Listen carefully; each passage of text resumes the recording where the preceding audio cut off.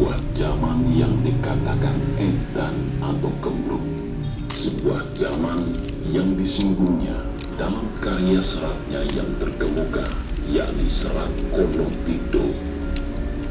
Sebagai seorang pujangga yang cukup produktif dan banyak melahirkan karya-karya yang memiliki rasa kebatinan begitu mendalam, tentu saja Ronggo Warsito bukanlah orang sembarang. Sampai-sampai dikatakan Raden Ronggo Warsito adalah sosok yang mampu melihat masa depan. Urung Sabturume Winarah.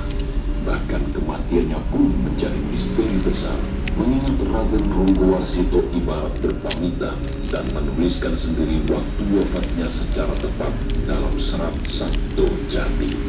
Sekilas perjalanan hidupnya kami sajikan dalam video berikut ini.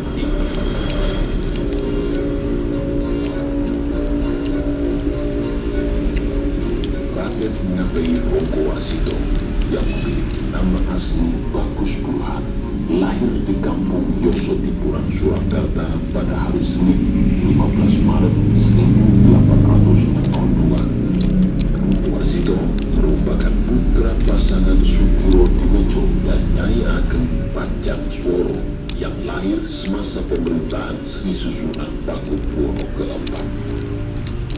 Bila dirunut dari terah ayah, Ronggo Warsito masih dianggap keturunan Prabu Brawijaya.